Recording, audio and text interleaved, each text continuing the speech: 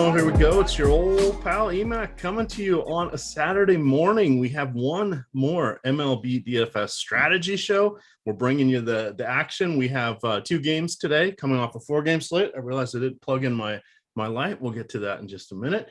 But yeah, we're starting here early. I've been up since 5:30. Gun. It's been a long day. I've wrote my articles. I've got 2 more to do. I looked at the slate. It didn't take long. 4 teams to look at. It's all good pitching. It's all good offenses. Coin flip time. How have you been?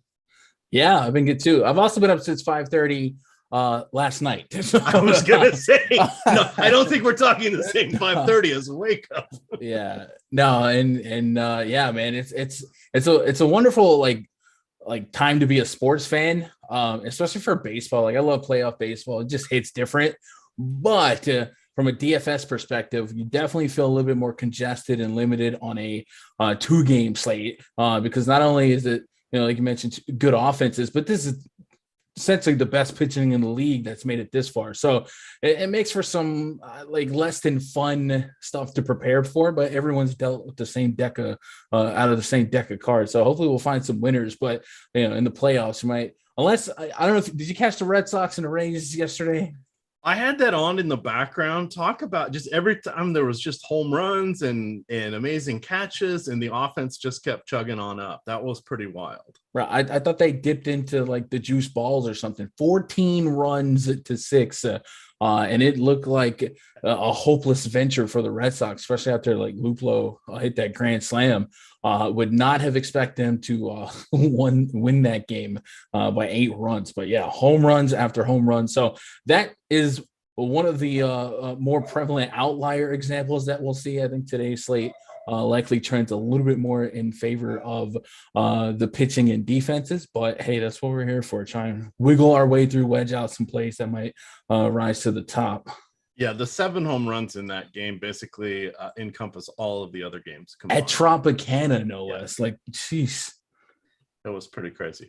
So we're going to go in. Thank you to the loyal couple dozen that are watching us. We do appreciate that. We do have a bunch of shows coming up on after us. You'll get the college football live before lock. That'll start at 11 o'clock. We've got 3 different NFL shows today. We have an MMA show that locks at 2 p.m. Eastern.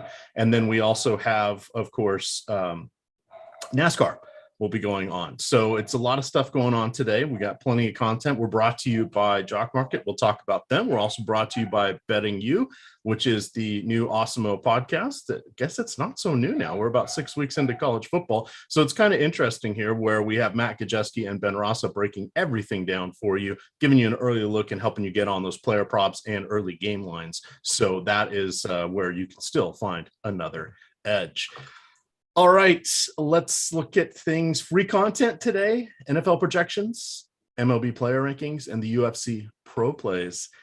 Gundecker, we got our first of 2 games. We have Atlanta in Milwaukee. No weather to worry about there. Obviously, the park formerly known as Miller Park is retractable roof. And then San Francisco, nothing to worry about there. It's going to be around 60 degrees, which is more or less the default temperature no matter what time of year it is in San Diego, or pardon me, in San Francisco. Max Fried going against Brandon Woodruff. Wait for it. 2 of the best pitchers so far this season. That we're going to say that about all 4 of them today. What do you want to do here? Fried came onto the scene in his rookie year, or I guess technically he had 2 rookie years because he didn't go over the pitch limit, if memory serves. But he had a nice little welcoming appearance in the postseason a couple of years back. So he is no stranger to the big games here. What do you want to do here with Max Fried as we break down everything in excruciating detail? Yeah, so Max Fried's been effective for them. And he's been really resourceful to as a guy that can go out there, eat a lot of innings and pitch efficiently. And if he is pitching a good game, he's a guy, you talked about it yesterday. He's one of those rare guys that can somewhat easily eat up 7 innings or 7 innings plus.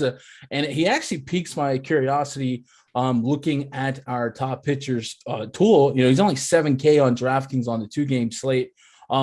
He has a 48% chance of being a top 2 pitcher on the slate with just a 41% ownership. Now, that doesn't sound like a giant gap in leverage, but when there's only 4 pitchers to choose from, you take what you can get. And I definitely think that is something that I'm keying in on, because I do think he's somebody that might get, he's projected for bottom 2 ownership. So I actually like him for his underlying metric. He's a big ground ball guy, both sides of the plate, 51% ground ball rate to righties this year, 48% to lefties. So he's going to keep the ball mostly in the park. He has actually allowed over a 1 home run per nine to lefties. But you don't really look at this Brewers lineup and expect, Colton Wong or even a Yelich, maybe more so a Yelich, but not as much this season to maybe lift the ball and get one over the wall against a lefty. So I actually like Max Fried as a pitching option just because on a slate where we don't have a ton of leverage, he does give us some of that. And then Brandon Woodruff running that back, he is projected to be the highest owned pitcher on this slate, 63%. He's been a potential Cy Young for the National League. This is the moment that they've been quasi resting some of the pitchers down the stretch for, go out there and try and shut down a pretty potent Braves offense that does have some strikeouts built into it. So I will be getting to Brandon Woodruff, but from a tournament mindset, with Woodruff being the highest owned pitcher, it likely makes the Braves the lowest owned stack, right? So I think, if I can get a little bit more lucrativity out of a stack with the type of upside that the Braves have, I'm going to try and tap into it. Maybe Woodruff struggled for 5 innings. You get into the extra innings, and you see in playoff baseball, not every game is going to have double-digit homers. And yeah, we've got the Braves projected to be the lowest owned stack, about 18%. So there is about a 7% leverage. So almost equal leverage on the Braves stack and the Braves starting pitcher. So I do like thinking a little bit contrarian and going there. The run total is pretty low for every game on the slate. We're dealing with 3.5. So maybe if I'm thinking also from that tournament game theory for the 2-game slate, EMAC, I think you unlock hitters against your pitcher, maybe up to 2. Oh, that's music to my ears. That's one of the things I always do, and especially in the playoffs. Now, what makes it even easier to do at this point in time, we've seen a lot of the pitchers pulled, and we're talking literal Cy Young caliber pitchers pulled after 2 innings, 3 innings, an inning and change. The arms are fresh. Neither of these teams is playing tomorrow, and they've got, or I should say nobody is on this slate is playing tomorrow. They've got rest days here built in throughout the playoffs. So we're going to see more and more relievers, the back of the rotation. They're never going to get beyond the 3rd starter in any of these series. Some of them may only go 2 starters as best they can, depending on the teams, of course. So we're going to see your pitcher may not be in there for very long. So that's one of the things we'll talk about after we are done with the analysis, is sort of how to do lineup construction on these situations where it's incredibly magnified that you're buying a certain number of outs. That's really it. And if your guy gets rocked in those handful of outs, you're screwed at that point, because all of a sudden you're going negative, and that's never going to be fun. There is a challenge. There is a way to embrace the variance especially on these 2 pitcher sites. But you're absolutely correct. You're going to want to let a couple hitters go against your pitchers. You could even say that also for guys, I don't feel good about that. Fine, put the guys in the back of the lineup. They may only face your pitcher once, and then they're into the bullpen. Yay, that's great for us, because then your guy's not getting beat up, but your guy's also not the game anymore, right? So careful what you wish for. And then home runs rule the day. We haven't seen, even yesterday with the dominant for as far as the playoff goes, pitching performances in the evening game between the Dodgers and the Giants. They didn't really rule the day. It was the grand slam by Jordan Luplow. There was, a couple other home runs, and that was before Boston went really crazy and just crushed it. But you saw that the day before with Houston, or the game before with Houston, et cetera. You're finding that these home runs are key. There also are not that many home runs in these games. I mean, we saw at one point, I think Houston had six runs or 7 runs in their game, and they only had 2 doubles. Everything else was a single. It's just like, okay, where's my stack points because they have 6 runs, but there's no extra bases, right? So it's kind of an interesting way of looking at things. So a little bit of a detour there, but back kind of looping in here on Fried. He made 6 starts in September. Down the stretch, they were all on essentially regular rest, but that the way the calendar lined up, he ended up starting basically on the first day and essentially the last day, but he hasn't pitched for 10 days. I think we're going to see some of these guys be a little bit better because they've been rested somewhat, like Buehler was doing a lot of pitching, Urias, et cetera, because they're trying to make the playoffs, or they were trying to be, catch the Giants or whatever. We're seeing now the pitchers all have had at least 1.5 rotation turns where they haven't pitched for the most part, which I think is going to be helpful. Looking at Woodruff, as we turn things over to him, he generally goes around 90 or so pitches. He rarely goes beyond the 6th. That's regular season Woodruff. Do you think he clears the 5th today? He's already one of our more popular pitchers. Everybody's going to be popular. You got to play 2 on the 2 pitcher sides, and there are only 4. But he seems to be the one that's getting a little bit of a nod. What are the upsides and downsides with him if we only get 3 to 4 innings out of him, which, by the way, could be a decent sized workload by comparison? Yeah, 8,400 on DraftKings. You think about that with the normal eyes from DFS. You don't usually require a ton there. DraftKings is kind of maybe pricing in the fact that not all these guys are going to be on the hook for a win. I think with the National League, this might be the last year that we think about it with this mindset with potential universal DH. But when it comes to these pitchers going short or long, it might come down to, does the manager need their bat, right? Is Woodruff's spot due up with 2 on and 1 out or no outs? And then he might get the short hook, because the Brewers do have a really strong bullpen. Maybe the Braves lean on Fried a little bit longer because their bullpen hasn't been as strong, but the Brewers still have some lockdown guys. So it doesn't feel as much of a risk. And, some of these starters actually become available out of the bullpen as well. So I would think that is contingent on whether or not we think the guys in front of him could be on base. But I think if he's dealing, like we saw with, Logan Webb last night, if he's dealing, you're going to want to just let him out there, get those outs if he can get them. So I don't expect him to have a 5-inning cap on him pre-flop, right? But if the scenario comes, but the probabilities, right? Yeah. You use the poker analogy. What are the probabilities that we're drawing fill in the blank hand? I think for him, the reason why it's such a thought, an important thought for him, is because he's projected to be the highest owned pitcher, right? 63%. That's a lot of people to play Brandon Woodruff. So if he ended up being a top 2 scoring pitcher is important in any slate, but it's very important on a slate with just 4 pitchers. So it could 4 innings still be enough for Woodruff to get there. Last night, I think Walker Buehler was the 4th highest scoring pitcher on a slate with 8 pitchers, right? So it's still possible that he strikes his way out and just has a good outing. But I think less now than ever before, with every team projected for about 3.5 runs. I can't really think about wins. I can't think about anything like that. I'm just thinking about strikeouts. And when it comes to strikeouts, there's no one on this slate. I guess everyone on the slate gets strikeouts, but there's no one that really has a higher ceiling in and of himself than Brandon Woodruff. And the Braves, looking at all the lineups on the slate, it looks like the Braves have the highest cumulative strikeout rate. Soler, Riley, Duvall, Travis d'Arnaud, Dansby Swanson, and the pitcher spot. If that hits, the projected lineup hits what's actually going to happen, I think Woodruff has the highest strikeout matchup. So there's a lot of give and take there, but I think it really comes down to, is 60% mean something to you more than it should? But it's kind of easy to manipulate these numbers and not abandon ship, right? It's not an all or nothing spot with just 4 pitchers. Yeah, that's another great point. Is it's not an all or nothing spot, because what we've got here is, in the playoff baseball, literally anything can happen. So we're taking an incredibly variant sport.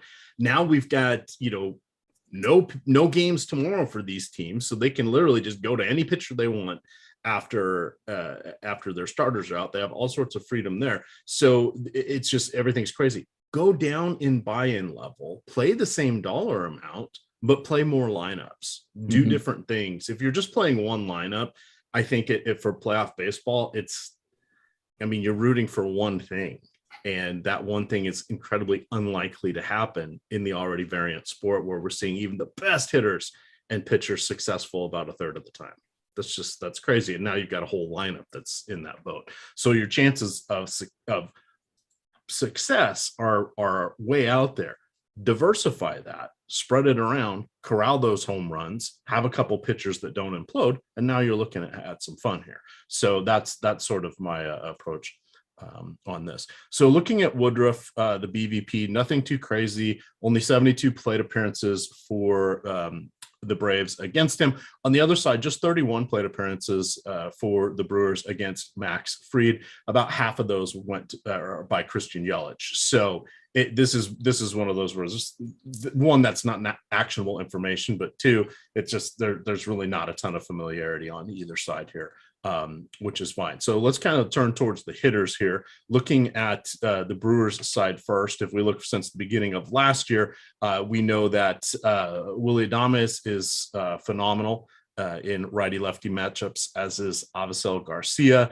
Christian Yelich still gets the trailing numbers from last year, but it was a bit of a disaster this year. The power is still there. It's just not in the form of home runs. He's been getting extra base hits. He's, two-time batting champion, but this is just a lost season for him. And then kind of beyond Eduardo Escobar, nothing particularly exciting to see. And then the power just drops off the table here. Do you think we'll get Manny Pena at catcher today?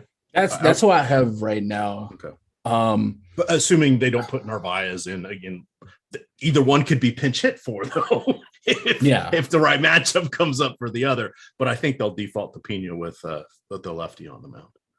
So the guy that I think stuck out the most to me on the Brewers side is going to be Avisail Garcia. Since the beginning of last year, batting almost 280 and with a 200 plus ISO against lefties, 855 OPS. I actually have a tab in in the spreadsheet that looks at pitch type and how hitters have graded against that pitch type. And Max Fried, he's essentially a 3-pitch pitcher: fastball, slider, curveball. Well, 2 of those pitches are 2 of the better pitches that Garcia grades against, the fastball and the curveball. So I kind of like parlaying, his historical success against lefties with his success against pitch types. I don't overweight pitch types because everyone throws a different fastball, different curveball, different breaking points, different RPMs. But it is something I'll lean on a little bit more in such a small slate to kind of cherry pick guys. So I do like Evi Garcia, somebody that profiles pretty well in the, or as well as you can in this Max Fried spot. But that bomb detector EMAC. My magic number on the bomb detector is 4. I have nobody sniffing a 4. It's a 3-8-1. So this could be a slate like it was yesterday in that a slate of singles, and probably going to come down to a slate of stolen bases. And you might see a guy like Lorenzo Cain get on, swipe a bag if he can, maybe a Colton Wong, guys like that. And then on the Brave side as well, you cash in on your rare plate appearances that result in getting on base, and maybe guys like Ozzie Albies, who has one of the higher base running grades on the slate, Freddie Freeman to a lesser extent, but Albies might be somebody I look at to maybe swipe a bag, and it might come down to grabbing some stolen base guys. And then there's a little less negative correlation between the stolen base guys and your pitcher, because a stolen base doesn't always result in a run. So maybe you think about that. It just get really freaky today, like really weird when you're making these lineups. So here's a good one. This is from Jets World in the premium chat. And he says, would you play Woodruff and Fried together along with some Braves bats and playing a single bullet in DK in the 444? Absolutely. There's no issue of playing. I never have an issue of playing both pitchers from the same game. Does this increase your chance of getting a win? Almost imperceptibly, because the way baseball has been changed, you got to be the pitcher of record in the 5th inning. Your team has to be ahead. The second the bullpen allows it to be tied, or you get pulled right before, you're not going to get the win. So there's so many ways for a reliever to end up getting the win today, that even if you played both starters, I would give, normally I say it's about a 30 a third of a chance, 33% chance or so to get a win if you're playing both. About 5 years ago, it was 40% chance that you get the win if you were playing both pitchers. I'd say in today, it's probably there's only going to be 2 wins out there. It's probably going to be 20%, 25 tops if you play both pitchers that you're going to get the win. So I would say no issues there. And then as far as playing hitters against your pitcher in this one, totally fine. We're hammering home this point because it's important to remember your pitcher's not going to be in there for half of the game most likely. That means the hitters are not going to be going against your hitters are not going against your guy. Even if they are going against your guy and they get a home run or they do something well and your guy doesn't get destroyed, now you have limited runs. You've got them. Your opponents probably don't have this same combination. Not today, some might, just because of the lack of options in the gigantic tournaments. But this is a good way for differentiation for this one. So it's entirely different mindset of what we're thinking about. It's almost like Showdown at this point. And Samoa Joe is fat. Do you get that one? I wasn't sure if that was going to be a little too on the edge for you, but no, I don't. You started the Scott Steiner promo with the math equations and stuff. Like you started spitting out like percentages and stuff. Oh. I gotta link that to you, man. It's classic. All right. Yes. No, I would definitely like to see that. All right. So let's hit a little bit here on Milwaukee. We'll probably on Atlanta. Then we'll get on to our second game here. Again, there's only 2, so nothing overly crazy. We got a little fun with the Awesemo Hall of Fame. We'll talk about that. We'll talk a little bit about Jock Market. But the interesting thing that the Braves did is they completely retooled their outfield on the fly this season. Obviously, Ronald Acuna going out with an injury didn't help. Marcell Ozuna being an idiot did not help him either. He gets what he deserves. But they've got Adam Duvall, they've got Eddie Rosario, and they've got Jorge Soler. That bumps Jock Peterson to the bench. In a lot of cases, he's a good pinch hit kind of guy. It wouldn't be a complete shock if he was in the lineup today against Woodruff. We just don't know for sure yet, but we're playing for power upside. So he's the kind of intriguing guy, however that lands. Freddie Freeman and Ozzie Albies, along with Austin Riley, of course, are your core trio to target. Anything you wanted to call it in particular with the Braves? No, like I said, I wouldn't mind. We're so trained to target power throughout the season, home runs. Freddie Freeman probably has the highest batting average of any hitter on this whole slate, right? So I'd probably make him a priority, and he would probably land in a lot of lineups that also have Brandon Woodruff, just because he is a professional hitter, low K rate. It's going to put the ball in play. If he's got somebody on in front of him, might help him out. I'm curious to see what this lineup looks like. Yesterday, by the way, Burns did go 6 innings, and then Hauser took a couple. Then they finished it off with 20 plus pitches out of Josh Hader. I would imagine back-to-back days playoffs. Hader's probably still on the menu. Not sure about Hauser, but looking and trying to prepare for that bullpen. There's really not a ton of weaknesses.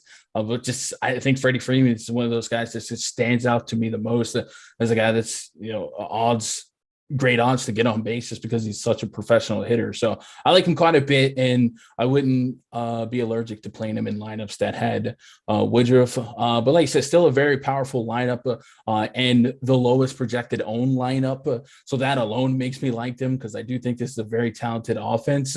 And if, one game sample size, we've seen Woodruff have a down game, here and there. Cardinals kind of got to him in an infamous game not that long ago where, he was pretty high owned and the Cardinals were not. Anything can happen in a one game sample size, especially when the playoff pressure is on. So I do like the Braves. They're probably my favorite stack. I might lean the Giants a little bit more as I think through it. But they're probably my stack in terms of lucrativity based on who's in the lineup, based on the upside, and based on the ownership on them. So I'll be getting to them pretty I won't say aggressively in a 4-game slate, but I'll be higher than the field on them. All right. I see we have some royalty in the chat. We had the boss man Alex Baker come by and say hello. Now we got Nolan Spud Kelly, our own Canadian force behind the scenes and in front of the scenes. Gets to see him on the shows every now and then. He's really, really good at hockey, football, and golf are the three sports that he is good at for DFS, especially when doing content. I like the word I make a lot of them. Another one. Can you say it for me? Lucrativity, right? Lucrativity. I use the word anomalaic quite a bit, right? Like I come up with some on the fly too. So all right. Well, you know what is lucrative? It's going to be Jock Market, sponsor of the show. They've turned fantasy sports into a stock exchange. You can make money every minute, every second, every hour of the games. Buy and sell shares of players in real time for real money. Use our exclusive Awesemo promo code. The promo code is Awesemo, and get up to a $50 deposit bonus on your first deposit. You can go over there and download the app. It is in the App Store. It is in Google Play, or you can download it directly from their site at Jock Market. That is JOKMKT.com. It's a lot of fun. So basically, they have the pregame IPOs. What you do is you buy the players. It's a bidding system there, and then based upon how the players do compared to the rest of the player pool, they're assigned money that goes into the pot, and that's how it comes back out. But your guys doing poorly, buy. Your guys doing great, sell. They also have short selling now available in some of their formats, but you're trying to time the market based upon what others' perceptions are, as well as what is actually happening on the court or the field. It's a lot of fun. You guys definitely want to check that out over there. Now, here is a new promo that they have. The first day you play, if you don't profit in NFL, it's first day you play in NFL, if you do not profit, they will refund you up to $100. So basically, you got to kind of know what you're doing first before you get in, but you can play $100 on that first NFL slate. And if you use the promo code Awesemo, you get another 50. You're free rolling yourself for a nice afternoon. So this is definitely worth checking out. You can go over to their website. That's Jock, JOK Market, MKT. And they have the About Us, they've got the Learn More, and then you can download the app to play the game. But that is one heck of a deal, especially for those of you that are on a budget. All right, our next game here is... Gee, I forgot. Did I not write it down? Oh, it's the Dodgers and the Giants because there's only 2 games. All right, Gundacker, I was running with this. But I'm turning this over to you. Julio Urias, the only 20-game winner in the league, going against Kevin Gausman. And I was looking at his baseball reference page today, Kevin Gausman. Nickname, Gaussy? What the hell? That's so boring. So boring. Baseball, they call the whatever, they put a little Y on the end of it. Like I'd be Emaki or something like that. You'd be Gundaki, I guess. Or Daki. No, I bet they just call you Daki. Or Gun is, it's a rare name. You don't have to. But no, I vote no. My vote counts. Yours does not. We win. All right. What do you want to do here? How do you want to approach this? Because Urias, an amazing talent.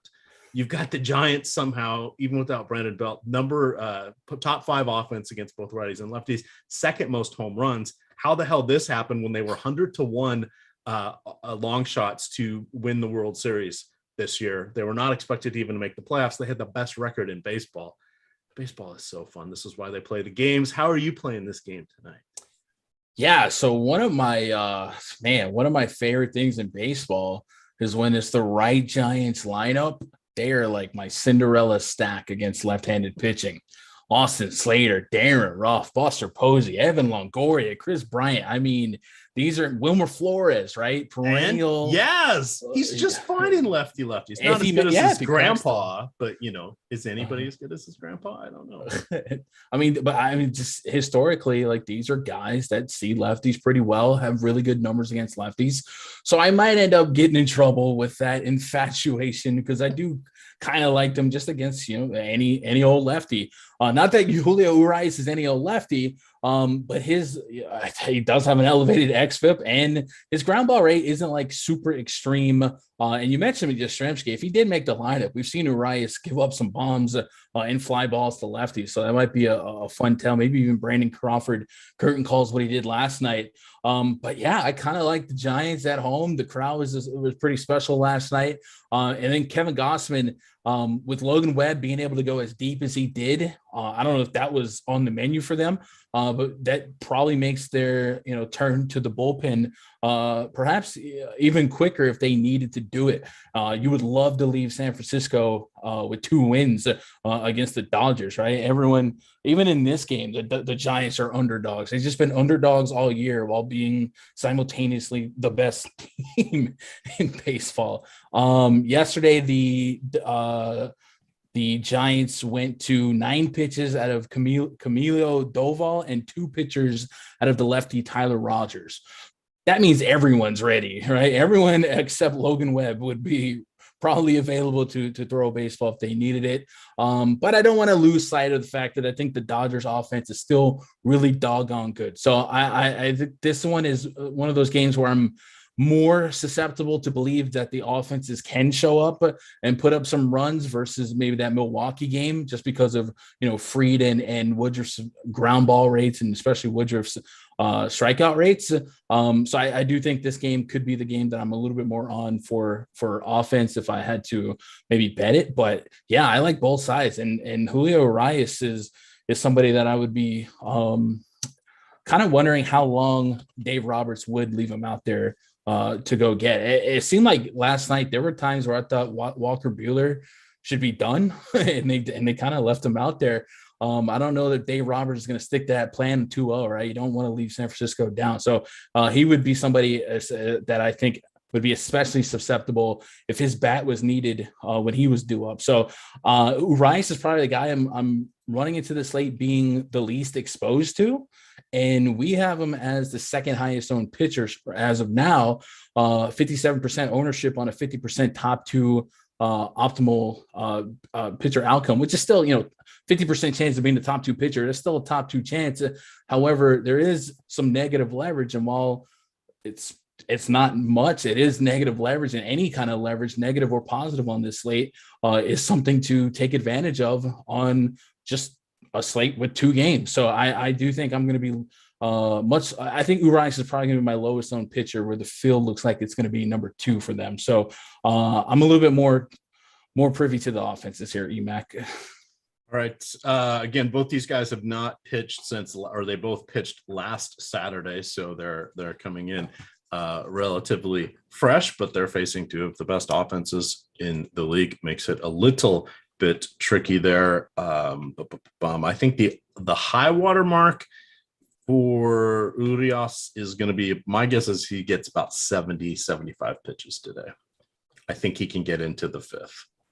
I don't know if he closes the 5th, but I think he can get into it.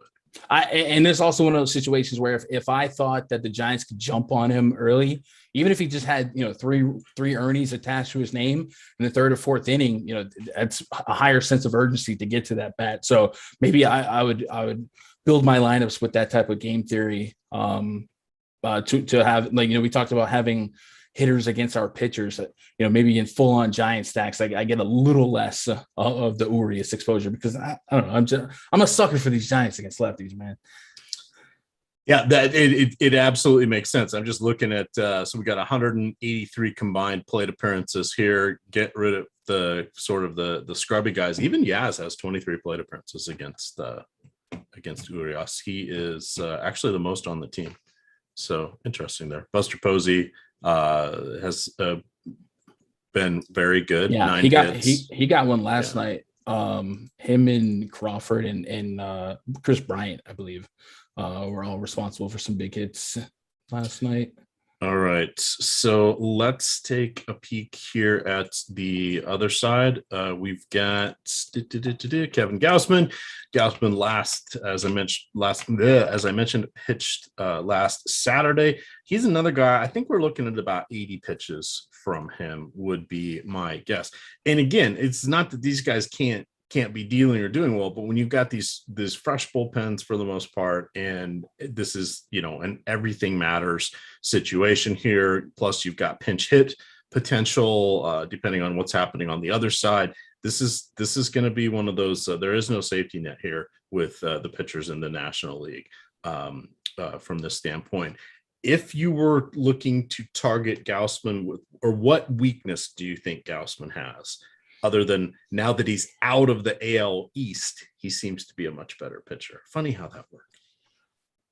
I think looking at his metrics, the main, and it's, the main batted ball data that sticks out to me is he does give up a higher line drive rate to lefties.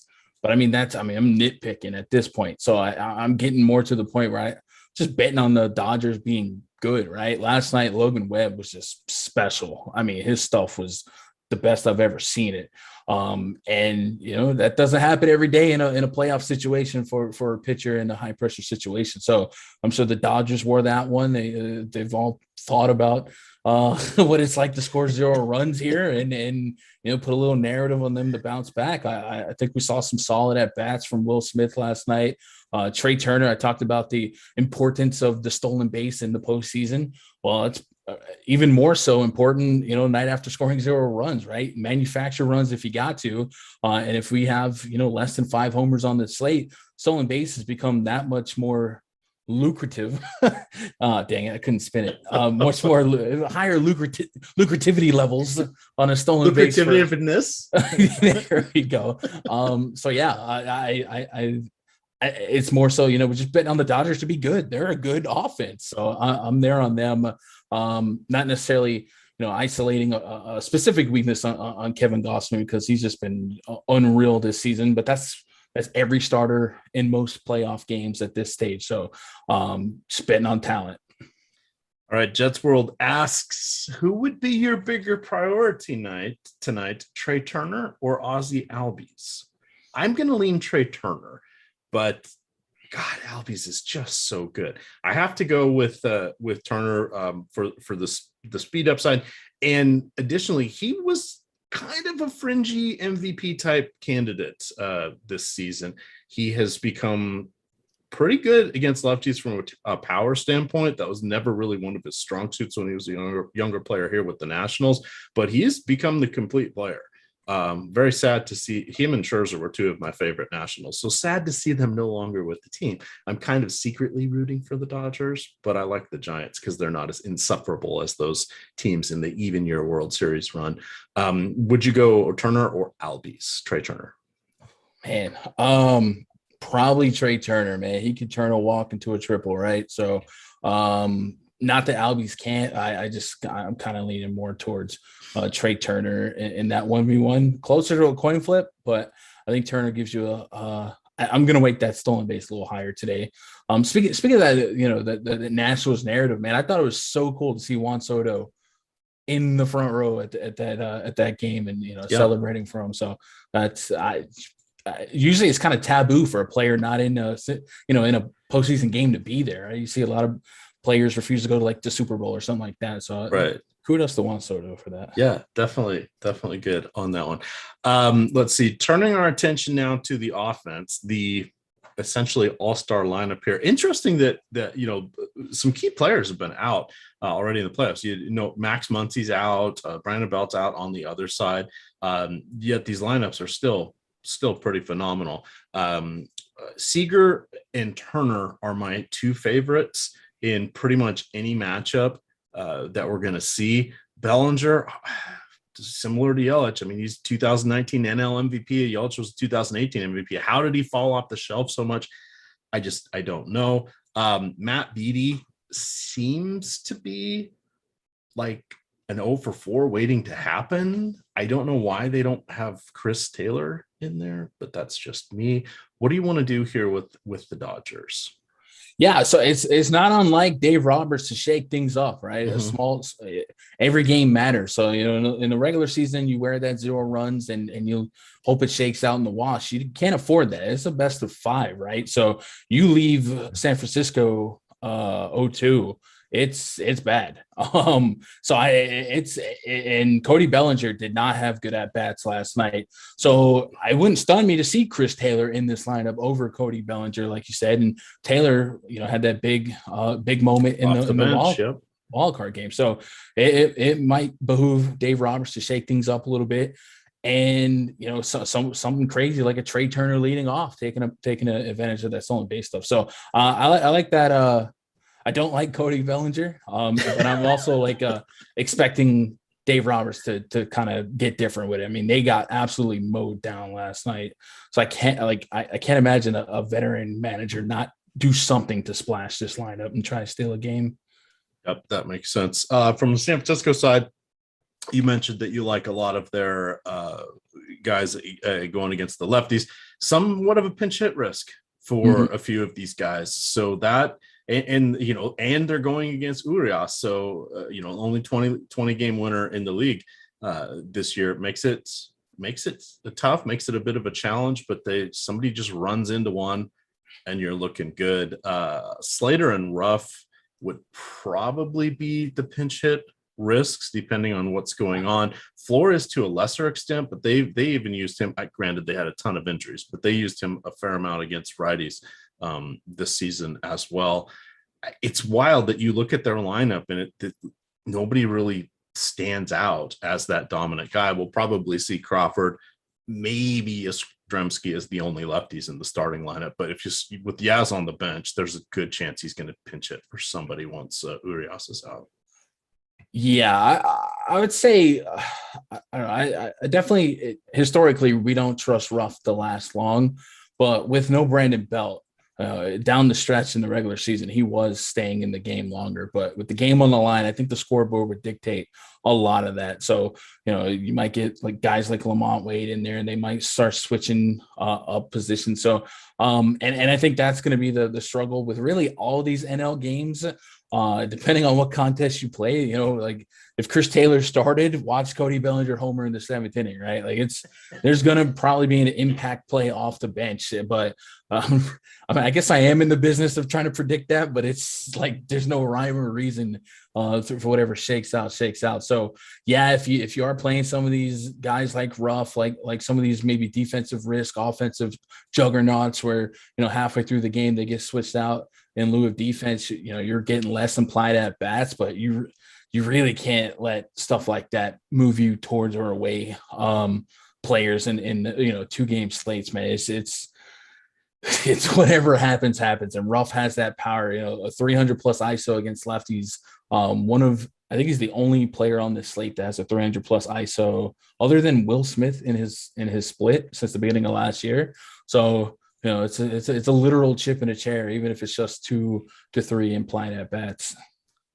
Did you see Mike Zunino's ISO this year against lefties? He's insane. It's higher than his weighted on base average. I knew that was mathematically possible. I didn't know it was mathematically possible to actually happen. He has like a 560 ISO in a handful of at bats or plate appearances, and he's got like a 549 weighted on base. It insane. So weighted on base average, obviously it takes into account how many bases you get in addition to your average. It's like another way to measure slugging, basically, a little bit differently. But holy cow, that was I wrote it up 2 days in a row because I just couldn't believe it. He's the poster boy for strikeouts don't matter. Yeah, absolutely. Let's see. Let's give some away. Let's talk about the Awesemo Hall of Fame here. I feel like having some fun. Let's celebrate some wins. We've got the Awesemo Hall of Fame. Of course, if you are rocking the Awesemo avatar and you finish top 3 in any contest, not only do we want to put you in the Awesemo Hall of Fame, we're actually going to give you 30 free days of Awesemo Premium All Access for those of you that send a tweet to Awesemo HOF and Awesemo_com on Twitter. The screenshot, you got to have the Awesemo avatar in it to be eligible for that. But hey, any screenshots are good on this. So today we got a big one, really big one. We've been showing this one for a while, but Rich Green just chopped the millie with one other person, winning $500,000 there. That is an impressive one. Cruising on down, we've got Carlos Manzo. We see him in the chat a fair amount. He's out there repping the good stuff here. He had a nice little football showing last weekend. You've got a couple there from him. You've got cruising on through that. We've got Jeffrey comes in here with another $20,000 victory. Goodness gracious, this is great. Gotta have that Awesemo avatar. We'll get you another 30 free days of Awesemo premium content. Of course, $20,000 victory. It's not going to, money is no object. You've got Dan Vita here rolling $94 into $2,000. That is some impressive ROI. We love to celebrate the wins, big and small. You've got Neil Rich Guy Orfield, who, won again, took first there in the Showdown, double tight end maneuver there from, I was going to say San Diego, from the Chargers. Got him $300,000. You can catch him doing Awesemo content throughout the week here as well. Chat with him in Slack.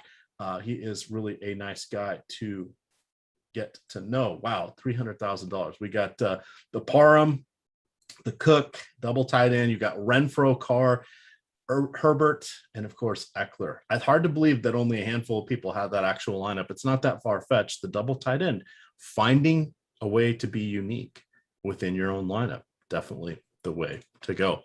What else do we have here that we want to cover on this slate? Let's talk a little bit of Showdown strategy here. So so Yahoo has their single game contest. They don't have pitchers. FanDuel also has theirs.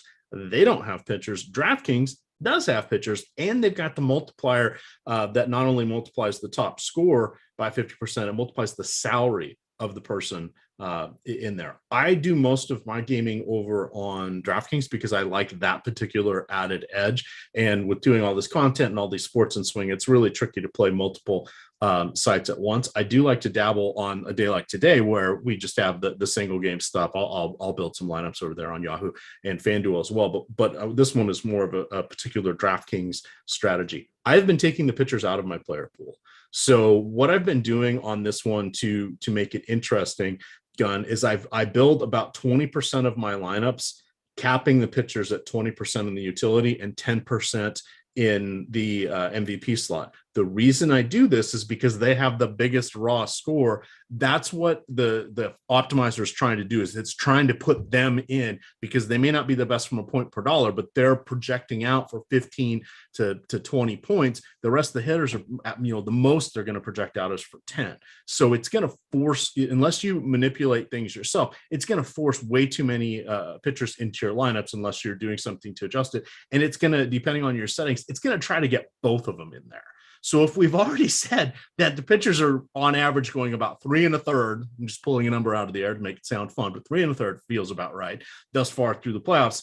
Do you really want 2 of those guys in your lineup eating up all that salary cap? No, I'd rather have a chance to get 2 more shots at whatever home run or extra base, bases clearing double or something exciting like that, that could end up being one of the highest scoring plays, if not players of the slate. So that's something I've been messing around with. Guess what? Horrible slate for me on the Dodgers one, but looked real good in my contest for Tampa Bay, Boston, as well as the White Sox and Houston yesterday. And I didn't specifically look at what was happening with Milwaukee, but I didn't play that many pitchers there either. But I think I maybe broke even on that one. So for me, I don't want to just play the results, but that's a strategy I am taking. I knew last night those were probably the 2 better pitchers, and it was a risk. And these guys are all good today. It's going to be a risk to not have that many pitchers, but that's been my conscious decision here. What are your thoughts on that? How would you approach it? Do you dabble at all with any of these Showdown? So it's because we got another 3 weeks of it. Yeah, no, I think it's like stuff like that, making rules, making adjustments. It needs to be done. You can't just script via your projection, because even if your pitcher is projected for 12, 13 DKP, it's probably going to spit out an aggressive amount of that. So I definitely have an appreciation for that. I might be a little bit more. And we can do it on the short slate, be a little bit more, not make a flat 20%, like certain pitchers I trust to go a little bit deeper. It's kind of ironic that it feels like the NL pitchers go deeper than the AL pitchers so far. The Red Sox pitchers have not been getting out of the first couple of innings. But I guess they carry less hitters. I think they would carry more bullpen arms because they don't have to sub out guys and do a bunch of double switching throughout the game as much as the NL teams do. So I definitely like that. I think people should be thinking like that. You can't just let her rip. So I do like that. I do some stuff like that. It's not really apples to oranges, but like in football when we do the quarterback receiver handcuff. For half of so when I run 150, I'll do 75 of, quarterback 1 handcuff and then I'll do 75 a quarterback, 2 handcuffs, Yeah. depending on the team. So definitely using the assets of the optimizer. Most of the people here using Cruncher with the Awesemo projections definitely like use correlations like that, and also just use approaches like that. So I definitely have a high appreciation for that. For this slate specifically, you probably see some of the. I mean, if we let the simulation tell the story, right? You probably see in the non-pitcher single game sites, probably gonna see some of the lowest scores we've ever seen take down a showdown, right? Yeah. And that's just the nature of the beast. A couple doubles, a couple RBIs, and stolen base here and there, and hopefully you get the 1 or 2 homers that likely happen. So no, I'm all for that. 20% seems low, but that's when that hits, that's going to hit massively, right? Yesterday was the outlier versus what we know so far. Yeah, and it's really about me just trying to get that perfect combination to place well and take something down. And I don't play these in the giant fields. I mean, usually there's between 500 and 1,000 entries in the tournaments that I'm going for. So when I get that true 1% outlier, I am going to be likely the winner or top 2 or top 3. That same score. But baseball's a little bit different because there's less scoring. But say that same score, if this was football using the same strategy, you're going to maybe 5x your money. Your top 1% outcome, just things are so top heavy. You're just not going to get there.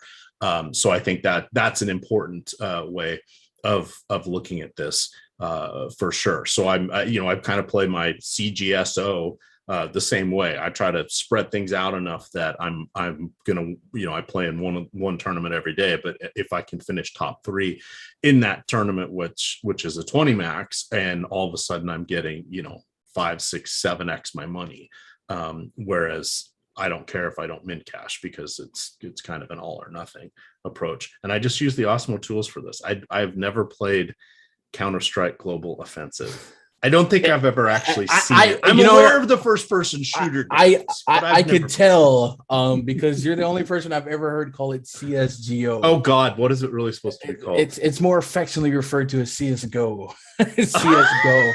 And for like the last 2 weeks, I hear you plugging it, and I don't, I'm not gonna correct you, but yes, I could tell that you. Okay, boomer. It's CSGO. That's funny. I heard Nerd Ass Greg call it that, and I was like, "What is he talking about?" Literal, yeah, it's the abbreviations, but out here in the streets, it's CS:GO. All right. You mean in the dark basements, sitting on a couch, the esports Reddits where we have caption names. Oh, good times. Cauliflower. Good times. Yeah. Well, I also do. It's turned into a really fun sport because I'm winning. I don't know who it is, but then at the end of every slate I look, I'm like, oh, I won. That was great. Just use the tools. This is math. Jack and I talk about this all the time. It's math. I wish we had this. I wish we had probability. I'd love to take a probabilities course if I was in high school. Hell, even when I went to college, never really had it. And by the way, I was a CPA, so I understand sample sizes and probabilities and all that. We didn't address it even remotely close to what we should have been doing to be useful in DFS. How wild is that? Who knew math would be our hobby? Darn you, teacher. Yeah. Darn you. No, I definitely I think that's why you see a lot of overlap between poker players, and that made the switch here is you understand the probabilities more so than necessarily care about the narratives of the game. All right. Well, we're going to get on out of here, but we have tons of shows after us. You want to jump in and get a 25% off 1 week of all access Awesemo. You can use the promo code MLB Strategy Show. That will get you 25% off the 1 week Awesemo package that does not include the Fantasy Cruncher add-on. Coming on after us in about 10 minutes here, we got the college football live before lock that is going to be Ben Raza and Matt Gajeski. At noon, we have the MMA live before lock, 2:00 lock today, and they've canceled 2 fights. We're down to 9 on the card.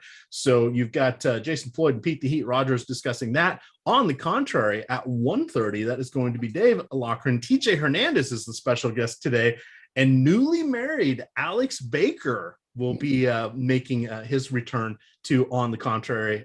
He didn't get Wally pipped by Steve Buzzard, but it was close. It was close. If we were called thecolts.com. I mean, there was a chance there was going to be a name change while Alex was away. We're still Awesemo.com. He's still the number one ranked player in the world. Tune in for that one. And then, of course, 3:00, we've got the Jock Market strategy show.